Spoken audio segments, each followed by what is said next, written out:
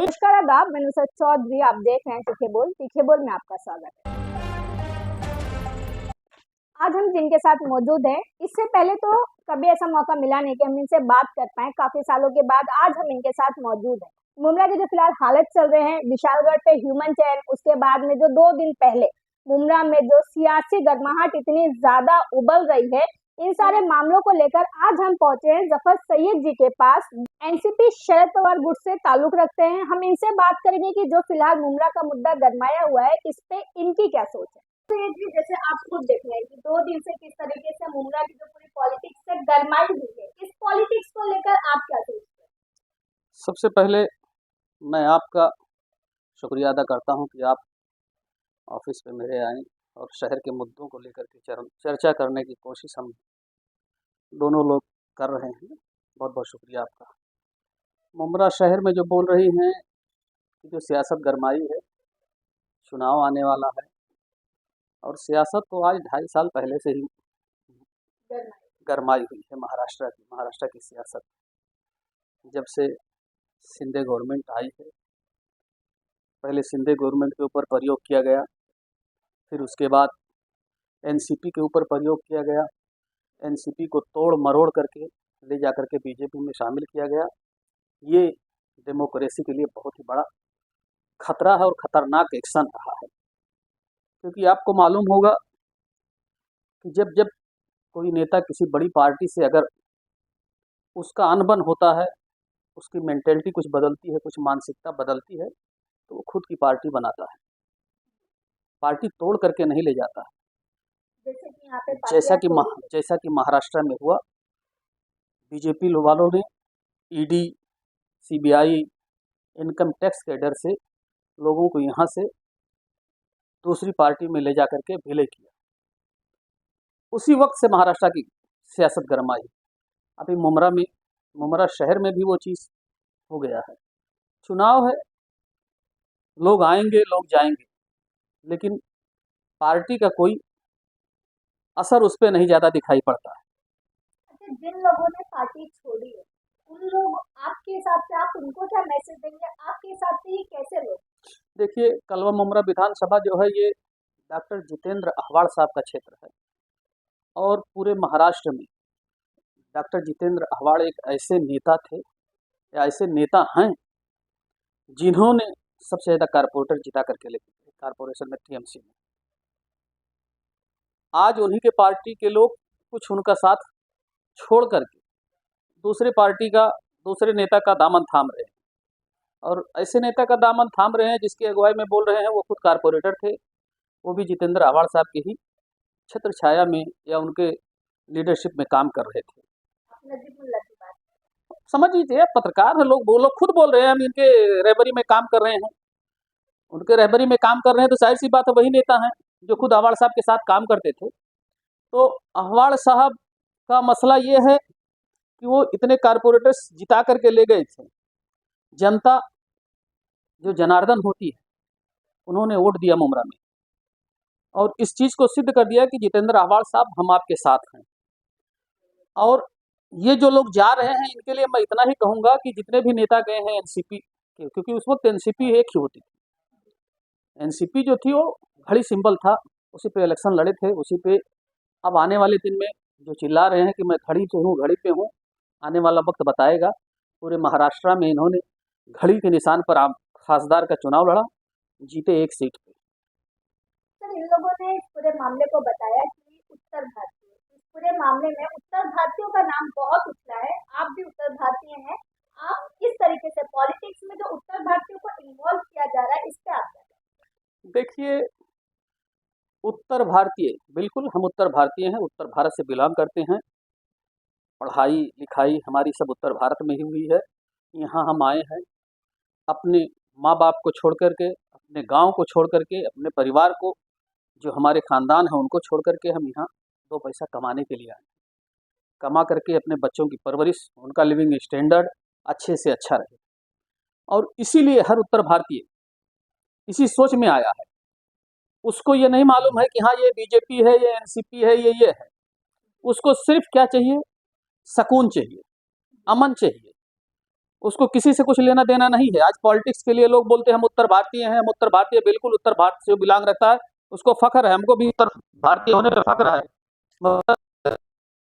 लेकिन जिस मुमरा शहर में लोग इस चीज़ को कर रहे हैं, मैं आपके चैनल के माध्यम से बताना चाहता हूँ कि मुमरा शहर के लोगों, कलवा शहर के लोगों, क्योंकि कलवा शहर भी जो है, अगर एक तरफ जो वहाँ के स्थानीय लोग हैं, यहाँ के मराठा लाभी हैं, मराठी हैं, मराठी भाइयों के साथ में कलवा भी, भास्कर नगर, रेती बंदर, ये सब एक उत्तर भारतीयों का, चाहे वो मुसलमान हो या नॉन मुस्लिम हो, उत्तर भारतीय हैं। उनके साथ रह करके वो अपनी ज़िंदगी कई सालों से गुजार रहे हैं। मुमरा शहर हमारा जो है, यहाँ आप देखेंगे 60% से ऊपर उत्तर भारतीय हैं, लेकिन किसी तरह का कोई भेदभाव नहीं। इसलिए मैं आपके चैनल के माध्यम से कहना चाहता हूँ कि इस चीज़ को लेकर के कोई पॉलिटिक्स ना करें कि हम उत्तर भारतीय हैं। और चैनल के माध्यम से आग्रह करना चाहता हूँ कि जिस तरह से 2009 से लेकर के आज 2024 तक जितेंद्र अहवाड़ साहब ने मुमरा शहर को एक संवारा है, बनाया है, बाहरी आक्रमण से लोगों को बचाया है। मुमरा शहर के लोगों होशियार हो जाओ, अब बहुत बड़ी राजनीति मुमरा में होने जा रही है। इसमें मुख्यमंत्री, उप मुख्यमंत्री, वित्त मंत्री, सारे लोग मिल करके जितेंद्र अहवाड़ को हराने के चक्कर में मुमरा शहर के ऊपर आक्रमण करेंगे, ऐसे ऐसे उपद्रवियों को लाएंगे। पिछले साल आप देख रहे हैं मुमरा शहर में कभी नहीं हुआ था।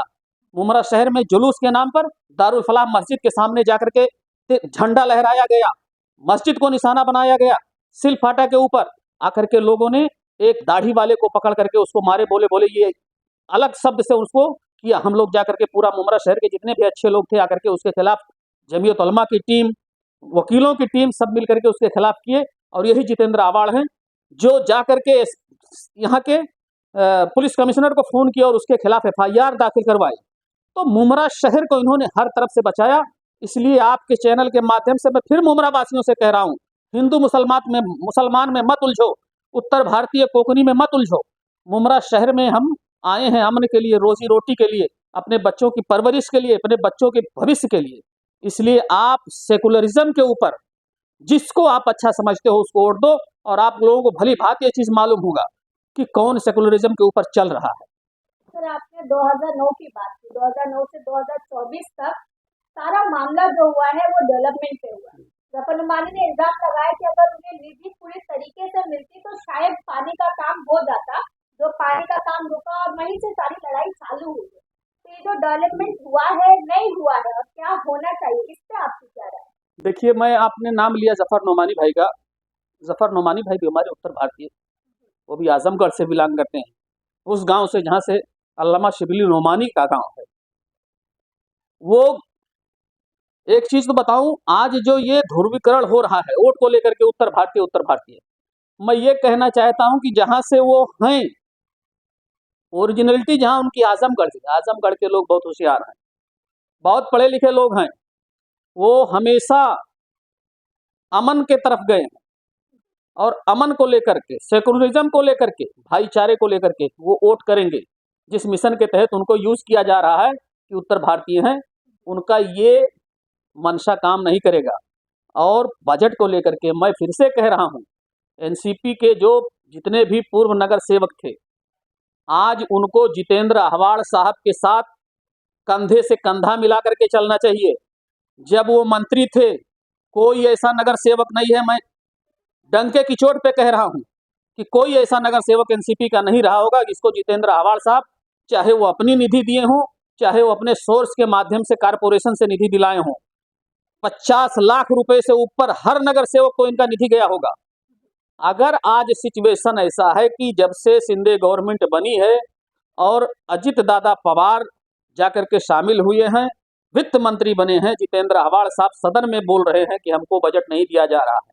अगर हमारे नेता को बजट नहीं मिल रहा है, या उस आपके नेता को जो आपके सुख और दुख में हमेशा खड़ा था, आज उसको अगर बजट नहीं मिल रहा है, तो ये आपका नैतिक कर्तव्य नहीं है कि उसका साथ छोड़ करके चले जाओ बजट को लेकर के।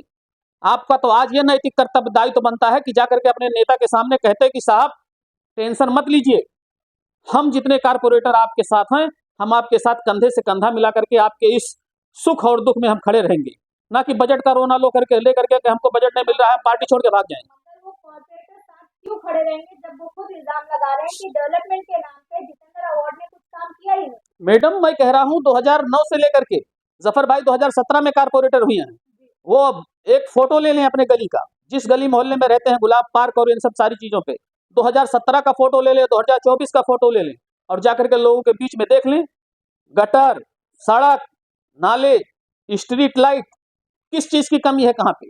मैं यही कहना चाहता हूं कि लगभग मुमरा शहर में जो आवश्यक चीजें हैं, जिन जिन चीजों की जरूरत थी, सड़क, नाला, गटर, स्ट्रीट लाइट, ये सब चीजों का काम लगभग पूरा होने के दहाने पे था। आबादी बढ़ रही है, नए नए कॉलोनियां बन रही हैं, नए नए चालियां बन रही हैं, उस पर जो काम होगा बैलेंस उसका मैं नहीं कह रहा हूं, लेकिन लगभग काम कंप्लीट हो चुका है। अगर लगभग काम हो गया होता तो करोड़ों की निधि नजीब मुल्ला द्वारा मुमरा के लिए क्यों लाई जाती? कब लाया गया? उन्होंने कई प्रेस कॉन्फ्रेंस लिया। कब मैडम? आपसे मैं सवाल, हालांकि मेरा वो नहीं दायित्व बनता आपसे क्वेश्चन पूछ, लेकिन मैं पूछ रहा हूँ कब आया है? अभी कुछ दिन पहले उन्होंने कुछ दिन पहले, 40 मुश्किल से 40 दिन होंगे आचार संहिता लागू होने के लिए। क्या करेंगे आप? बजट ला करके किसको क्या दिखा रहे हैं? और नजीब मुल्ला जी के जरिए से कलवा ऑफिस के ओपनिंग में मैंने न्यूज देखा कि वित्त मंत्री 50 खोखे बजट दिए हैं। जो आदमी यहाँ का पब्लिक रिप्रेजेंटेटर है और जाकर के विधान भवन में चिल्ला रहा है कि हमको बजट दीजिए, ये नई स्कीम आ गई है। यही कारपोरेटर अगर जाकर के अपना बजट नहीं पाते और एक आम आदमी को जाकर के वहां का कमिश्नर या वहां का जो इकोनॉमिकल फंड देता है, वो अगर बजट देता किसी आम आदमी को, यही नगर सेवक जाकर के वहां धरने पे बैठ जाते कि हमको बजट क्यों नहीं मिल रहा है, आम आदमी को क्यों मिल रहा है। ये वित्त मंत्री को सोचना चाहिए कि हमारा एक पब्लिक रिप्रेजेंटेटिव आकर के चिल्ला के कह रहा है और बजट ले जाकर के आम आदमी को दे करके आप काम करवाना चाहते हैं, क्या काम करेगा वो? उसका दायित्व क्या बनेगा? नेता से हम पूछ सकते हैं कि आपने जो बजट लाया क्या किया, लेकिन आम आदमी से हम क्या पूछेंगे? हाँ, 40 दिन 41 दिन मुश्किल से और कम ही बचा होगा। अक्टूबर में इलेक्शन है, उससे पहले आचार संहिता लग जाएगा, सारा काम ठप पार्टी लेवल पे, क्या काम होगा? इतना पागल नहीं मुमरा और कलवा के लोग हैं, सब समझते हैं। अगर लोग पागल नहीं है सर, तो एनसीपी के 18 नगर सेवक में से 11 ऑलमोस्ट अजीत दादा पवार गुट में जा चुके। मैडम आप ही खुद बोल रही हैं कि वो बजट मांग रहे हैं, बजट मांग रहे हैं, तो जहां से बजट उड़ रहा है वहीं जाएंगे ना। जो बजट के चक्कर में नहीं है, जो अपने नेता के साथ डटे हैं, वो कहीं नहीं जाएंगे। जिनको पैसे की लालच है, पद प्रतिष्ठा की लालच है, वही भाग रहे हैं। और मुमरा शहर उनको दिखाएगा कि अगर हमने आपको सम्मान दिया था, वह तो इज्जो मन तशा, वह तो जिल्लो मन तशा। अगर इज्जत देने वाला रब है तो जिल्लत देने वाला भी रब है। रब कभी नहीं कहता है कि अपने गुरु के साथ, अपने जो बड़ा है जिसके साथ रहनुमाई कर, जिसका रहबर तुम चुने हो, उसके साथ तुम दगा दो लास्ट मोमेंट पे, जब उसका वक्त अगर कुछ अप डाउन आया हो तो। ये मैं कभी नहीं कहूंगा। एक आखिरी सवाल, जैसे कि आपने कहा कि कुछ दिनों में आचार संहिता लग जाएगी तो इन पैसों का कुछ काम नहीं होगा, तो आखिर जो पैसे लाए गए हैं ये जाएंगे? हम पूछेंगे ना आपके चैनल के माध्यम से कि 50 करोड़ रुपए आया था हर नगर सेवक को लेकर के फोड़ने के लिए, नगर सेवक को फोड़ने के लिए बजट लाया गया था, तो ये पैसा उसी लिए आया है। हाँ, पार्टी फोड़ो, नेता लाओ, क्योंकि पार्टी फोड़ने के अलावा इनके पास कोई नहीं है। मुमरा इतना बड़ा कलवा मुमरा है, कम से कम दोनों मिला करके कई लाखों की आबादी है, आप अच्छे अच्छे नेता चुनते, क्या जरूरत है जो उधर ही आवाज साहब के आगे पीछे थे उन्हीं को फोड़ो, उन्हीं को लाओ, उन्हीं से राजनीति करो। हा? ये राजनीति नहीं होती है, राजनीति का भी एक क्राइटेरिया होता है। क्राइटेरिया के अंदर रह करके आप पॉलिटिक्स कीजिए, किसी के ऊपर कोई इल्जाम नहीं लगाने का, किसी से कुछ करने का नहीं। और नेता आने जाने से कोई पार्टी ना तो टूट जाती है, ना तो कोई नेता बर्बाद हो जाता है। पत्तों के गिरने से पेड़ सूख नहीं जाता है। If autumn comes can behind spring, हाँ, अगर पतझड़ आता है तो उसके बाद बसंत ऋतु भी आता है, ये सबको मालूम है। अभी ये जो बिगड़ा हुआ माहौल है फिलहाल मुमरा का, जो लोग भी कंफ्यूज है कहीं ना कहीं कि घड़ी का सैंपल फिलहाल इनके पास नहीं, तो मुमरा वासियों से आप क्या अपील करना चाहेंगे आने वाले इलेक्शन को लेकर? देखिए, मुमरा वासी दिखा दिए इसमें। अभी लोकसभा का इलेक्शन हुआ था, हाँ, जिस तरह से शरद पवार साहब की पार्टी को तोड़ करके एनसीपी पार्टी घड़ी का जो चिन्ह था उसको अजीत दादा पवार को बीजेपी के प्रेशर में आकर के दे दिया गया था, और इलेक्शन हुआ लोकसभा चुनाव का। इसी तरह से उद्धव साहब ठाकरे का भी पार्टी तोड़ दिया गया था, उनको जो धनुष बाण था उसके निशानी से एक जगह पे मशाल की निशानी मिली थी। इलेक्शन हुआ था मुमरा और कलवा में, डॉक्टर जितेंद्र आह्वाड़ के भरोसे को, डॉक्टर जितेंद्र आह्वाड़ के नेतृत्व को मुमरा और कलवा ने दिखा दिया। एक तरफ हमारे यहाँ मुख्यमंत्री के सुपुत्र थे और दूसरी तरफ कलवा मुमरा में जितेंद्र आह्वाड़ नेतृत्व कर रहे थे। पता चल गया कि क्या होने वाला है, तो जनता सब कुछ मालूम है उसको। अगर एक तरफ घड़ी है तो एक तरफ तुतारी है, अब कौन क्या किस पे जाएगा मुमरा शहर के लोगों को मालूम है हमारे सुख दुख में कौन खड़ा है। आपकी क्या अपील रहेगी?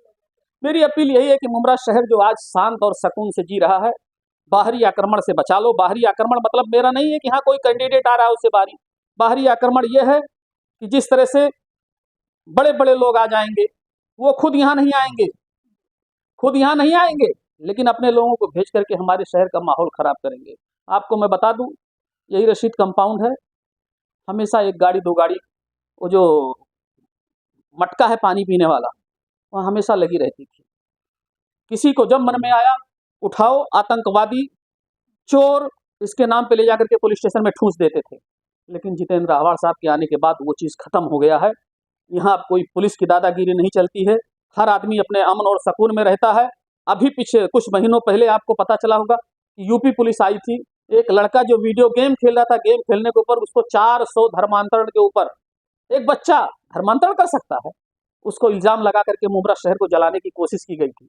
लेकिन जितेंद्र आह्वाड़ साहब ने जाकर के पुलिस स्टेशन में कहा कि अगर ये सच्चाई निकल गई तो मैं अपने विधायक पद से इस्तीफा दे दूंगा। उन्होंने इस चीज को वहां बहुत ही ताकत के साथ लड़ा और लड़ करके उस बच्चे को इंसाफ दिलाया, नहीं तो मुमरा शहर आज बहुत बदनाम हो गया होता। ये है डॉक्टर जितेंद्र आह्वाड़ साहब की ताकत, ये एक सेकुलर नेता की ताकत होती है। यही मेरी अपील है आपके चैनल के माध्यम से कि मुमरा शहर को बचाओ। यहाँ सब कारोबारी लोग हैं, गरीब हैं, नौकरी करके अपने बच्चों की परवरिश करते हैं, किसी बाहर आक्रमण से आप लोग अपने आप को बचा लो। आपने सुना जफर सैयद जी को, किस तरीके से इन्होंने बहुत ही सिंप्लिसिटी से सारी जो पॉलिटिक्स चल रही है, जो गरमाई हुई है, उसको एक्सप्लेन किया है। अब आप अपनी राय कमेंट करके जरूर बताएं कि जो इन्होंने कहा है वो कितना सच है, और जिस तरीके से इन्होंने एक्सप्लेन किया है उस तरीके से मुमरा चल सकता है या नहीं चल सकता है। हमारी न्यूज देखने के लिए जुड़े रहे हमारे साथ, लाइक शेयर करना ना भूलें। जय हिंद, जय महाराष्ट्र।